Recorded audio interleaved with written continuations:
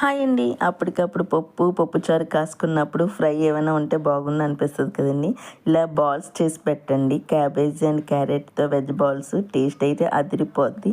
Process అంతా కూడా చాలా సింపుల్గా అయిపోద్దండి. 10 మినిట్స్ 5 మినిట్స్లో మధ్యలోనే అయిపోద్ది.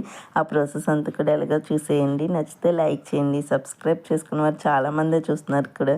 సబ్స్క్రైబ్ కూడా చేసుకోండి. ఏం లేదండి, క్యాబేజీ తీసుకున్నాం కదా, బాగా తురిమేసి తీసుకోవాలి. అలాగే క్యారెట్ కూడా అలాగే తురిమేసుకోవాలండి. ఈ రెండు తురిమేసుకున్నాం చూసారండి. వీటిల్లోనే వాటర్ ఉంటుంది కాబట్టి మనం వాటర్ ఏమీ వేయక్కర్లేదు. అందులో మనకు కావాల్సిన ఇంగ్రీడియంట్స్ ఏమేమి వేయాలో వేసేస్తే సరిపోద్దన్నమాట అండి.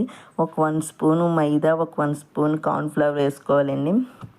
వీటితో పాటు మనకు రుచికి సరిపడే సాల్ట్, అలాగే కారం, వీటిని కూడా వేసుకోవాలండి. అలాగే అల్లం వెల్లుల్లి పేస్ట్ ఉంటే అల్లం వెల్లుల్లి పేస్ట్ కూడా వేసుకోవచ్చు.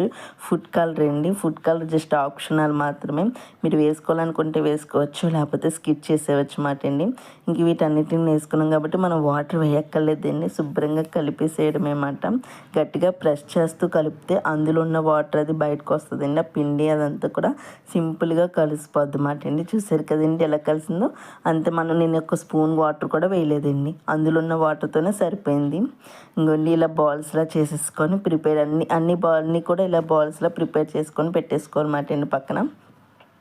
ఇలా పెట్టుకున్నాం కదండి. ఇప్పుడు నెక్స్ట్ మరో బాండిల్ పెట్టుకొని అందులో ఆయిల్ వేసుకోవాలన్నమాట. ఆయిల్ బాగా హీట్ ఎక్కేంత వరకు ఆయిల్ని బాగా మరగబెట్టేయాలి.